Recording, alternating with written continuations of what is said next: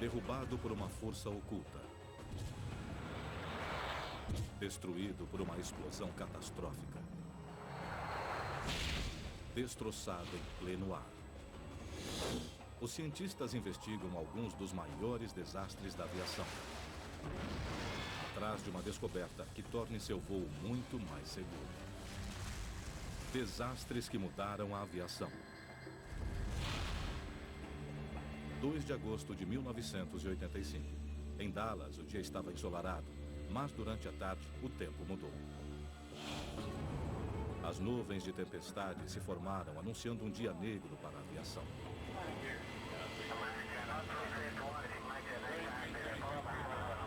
Às 6 horas, um Lockheed TriStar da Delta Airlines se aproximava do aeroporto internacional de Fort Worth, em Dallas. A tripulação estava em contato com o controle de tráfego aéreo. Embora houvesse piorado, a tempestade não alarmou a tripulação. Eles continuaram o pouso.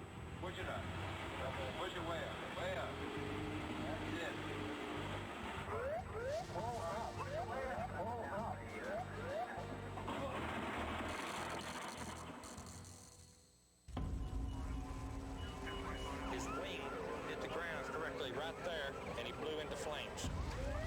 The death toll in that tragic Delta Airlines plane crash is now 131 dead.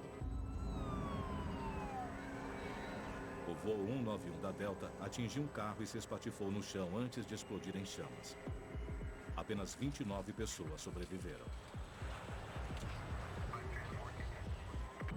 Em Washington, os investigadores do Conselho Nacional de Segurança dos Transportes correram para Dallas. Do you have any initial indications of what might have happened? No, we have none. We simply understand at this point from Washington that we had an aircraft on approach and that it crashed. O que poderia ter derrubado um avião tão grande? Eles procuraram pistas nos escombros. Na equipe do conselho estava John Hammerschmidt. Havia notícias de uma tempestade e me ocorreu que ela deveria ser o fator-chave do acidente. Os gravadores de voo foram localizados rapidamente. As respostas poderiam estar ali. Os dados do voo mostravam que, segundos antes de bater, o piloto lutava para controlar o avião. Inexplicavelmente, a aeronave ganhou velocidade. Depois desacelerou e mergulhou. A velocidade aerodinâmica caiu e o avião perdeu força de sustentação. Ele bateu na pista, atingiu um carro e finalmente caiu no aeroporto. Aconteceu algo que a tripulação não pôde controlar. E foi por isso que o fenômeno temporal foi estudado muito detalhadamente. Os investigadores desconfiavam de cisalhamento do vento, uma mudança súbita na velocidade e na direção do vento, forte o suficiente para derrubar um avião. Desde que foi identificado na década de 60, o fenômeno derrubou 26 aviões comerciais e matou 626 pessoas. Apenas 3 anos antes, o cisalhamento do vento foi considerado responsável por 145 mortes, quando um avião da Pan American caiu em New Orleans. Para pilotos como John Cox, o acidente foi um momento essencial para a aviação. Nós entendemos que aquele teria que ser o último desastre desse tipo. Nós precisávamos fazer mais do que estávamos fazendo. A maioria dos grandes aeroportos tem detectores de vento. Dallas tem 5, mas eles falharam ao detectar a mudança do vento a tempo.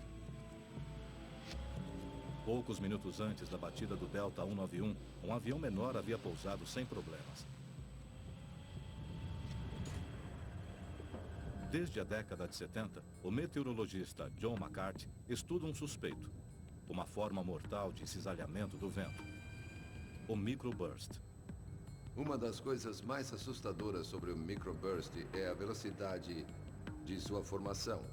A aeronave imediatamente à frente daquela que sofreu o acidente quase nunca enfrenta problema. Os microbursts são correntes de ar descendentes pequenas, mas muito fortes.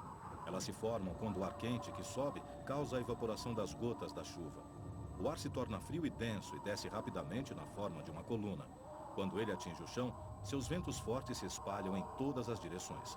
Um microburst grave é forte o suficiente para derrubar qualquer avião. E sua frequência é assustadora. Fizemos um estudo em Denver e detectamos 90 microbursts em 90 dias. Muito mais do que sonhávamos encontrar. Sobreviver a um microburst vai depender da altura e da velocidade da aeronave. Os alvos são aviões em processo de pouso ou decolagem. A prova está nos gravadores de voo do Delta 191.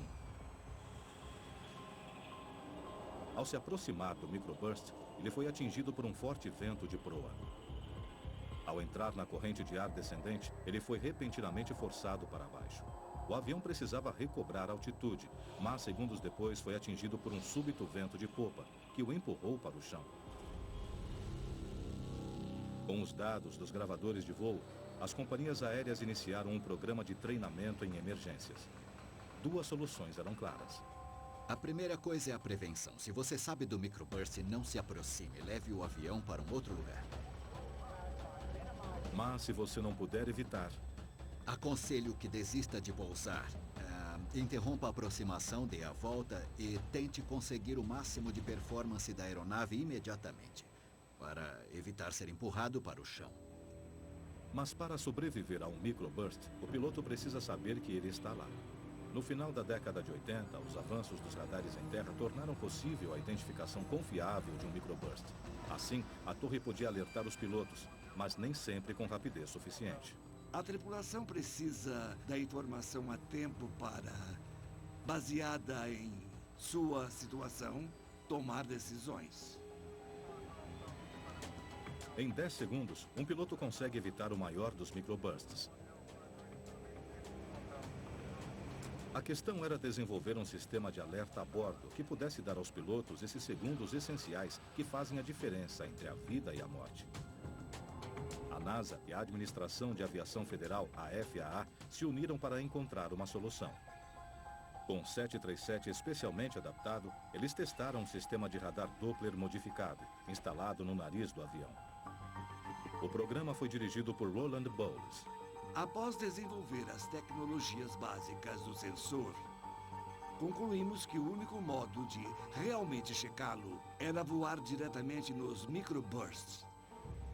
Dave Hinton também estava a bordo. Voamos deliberadamente em condições que procuraríamos evitar se houvessem passageiros. É muito diferente enfrentar algo assim como um passageiro comum. Foi uma experiência inédita. Uma jornada em direção ao desconhecido. Quando o avião sobe, você é forçado no assento e sabe que está lá no meio.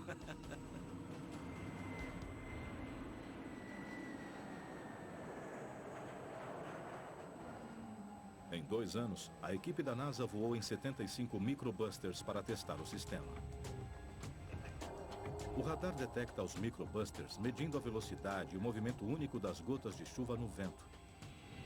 O novo sistema de alerta entrou em funcionamento em 1994. Hoje, ele está instalado em todos os aviões comerciais. Desde então, nenhum avião comercial sucumbiu a um microbursts. O sistema está presente até em simuladores de voo.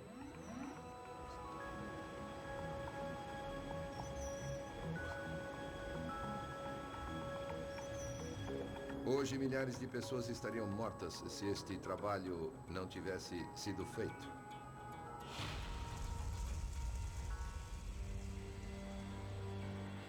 Cerca de 75% dos acidentes aéreos são causados por erro humano, às vezes por pessoas que sequer deixaram o solo.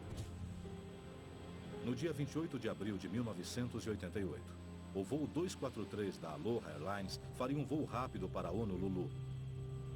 Aos 7.300 metros de altitude, ele atingiu a velocidade de cruzeiro. De repente, o controle de tráfego aéreo em Maui recebeu um pedido de socorro. Maui Tower, Aloha 243, we're in dock for landing. Descending out of 13 and we have rapid we are pressurized, declaring an emergency. We're going to need assistance. We cannot communicate with the flight attendant. We'll need assistance for the ambulance, is that correct? Affirmative. Roger. How many do you think are injured? We have no idea. We think he's okay with our flight attendant. Okay, we'll have ambulance on the way. O aeroporto de Kahului, em Maui, esperava o pior. Mas nada os havia preparado para o que eles encontraram.